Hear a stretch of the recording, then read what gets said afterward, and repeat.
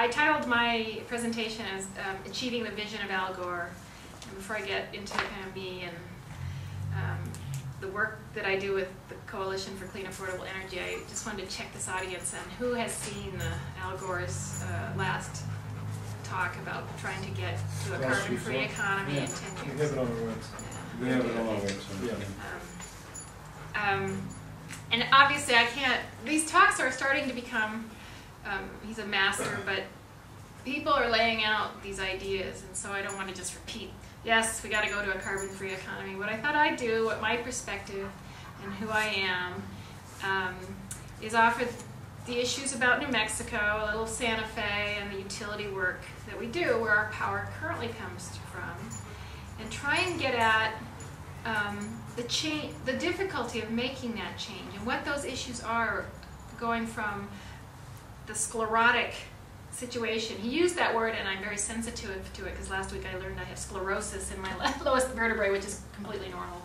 But the hardening of your bones and the rigidity of your ways as you've done something for so long, and changing that.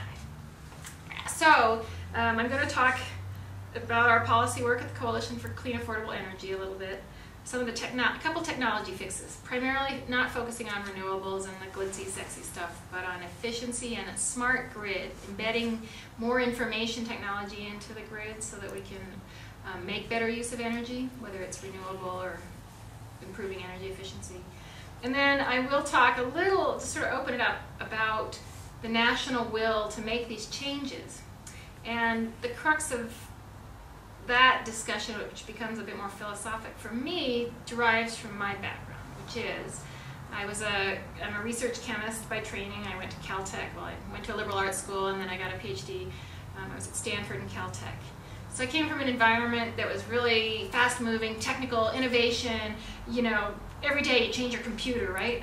We're used to that in this techie world where you just go with the new technology. If you throw away the old, that's got its issues. But innovation is so much a part of American and world culture now, and the utilities aren't in that mode for a variety of reasons that I can talk about. And I should mention that after Sandia, or after working at my PhD at Caltech, was in an area of photoelectrochemistry. It's a very subspecialty in trying to improve solar cells by improving electron transfer rates. And part of it is thinking about how plants do it, mimicking photosynthesis, so biomimetic kinds of thinking, which people are doing enormous amounts and having success in the drug world. You know, pharmaceuticals are really all about that, but not so much in the energy world, because we've had 100 years of a simple process called fire. We burn coal, drive a turbine. It's been too easy, and so these more sophisticated processes have not, frankly, gotten a lot of research attention, even though I was doing that in the 80s, but they have these, 10, maybe 50 million at most, but more like tens of millions of DOE dollars, National Science Foundation dollars, and that's been it. After Caltech, I was at Sandia doing work, again, some more fuel cell and photosynthetic biomimetic work of artificial photosynthesis. But in '99, I left the labs, had some life changes, and I've been doing some energy policy work since then. So that's what I'll talk about. I do work with a group called the Coalition for Clean Affordable Energy, and so I know Jeff. We share an office. This group came about 10 years ago as there was some innovation and talk of change in the utility industry nationwide called deregulation. We were going to deregulate electricity. That didn't happen in New Mexico ultimately, but as we talked about it, we realized we needed to ensure that our electricity started accommodating what was on the horizon even in the 90s, cleaner energy, efficiency, and renewables especially. So we got, through the really hard and amazing work of Ben Luce as a real leader, we got a 10% renewables requirement back in 2004. Subsequently to that, the organization also led a charge to get an efficiency mandate. We now have a requirement that the utilities do energy efficiency and achieve a 10% savings compared to business as usual by 2020. But that work is sort of the policy stuff you see on the front, and that's only really about 10% of our work. The other bulk of what we're doing is behind the scenes. It's the 90% of implementing the laws, getting down to the nitty-gritty negotiations about how is it that you bring 10%, let alone 100% of renewables into our electricity system. I'm going to use an analogy about cars and transportation as a utility, because almost everybody who knows me thinks I have to arrive on a bicycle. And that's my thing, is to ride a bike.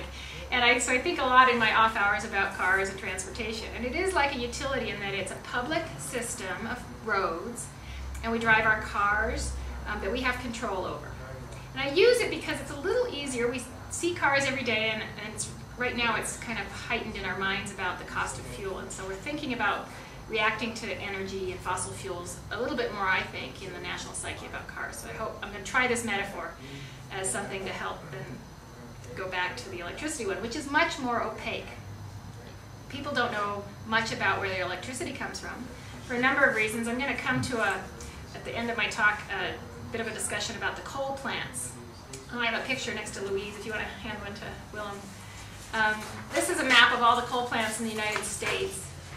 And the difficulty in a proposal such as Al Gore just made is that means closing all of those, some 1,000, 500 or 1,000, in 10 years. Every 2 years, imagine there are 2 big ones and a couple small ones in New Mexico.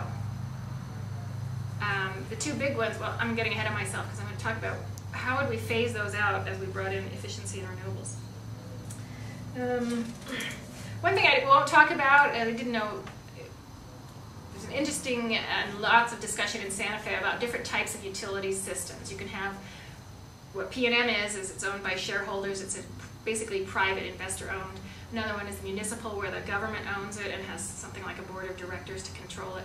And the last, third big one system is called a rural electric co-op, which is where members elect a board of directors and have a direct vote and say in how the electric system functions and what their resources might be. I think all of these models have their pros and cons. There's no inherent reason, because you're always relying on a board of people to control what is a natural monopoly. And I'll touch on that briefly. I think it's probably, this audience is well aware that when electricity came into our lives back in 1882, Thomas Edison had his light bulb and he needed electricity to feed, so people put them in their houses and he could make lots of money. He put up his first utility. He strung wires. It was a DC system. He strung wires from the Pearl station out to all the houses with his light bulbs. And this was a great little business model. Other little utilities sprung up. They put their little generators, they were dynamos back then, up. And they strung wires to all the houses with their light bulbs. And not only did they had light bulbs now, they started to dream up other ways to use electricity, because the more you use, the better you could pay for the generator thing that you had in your little power plant.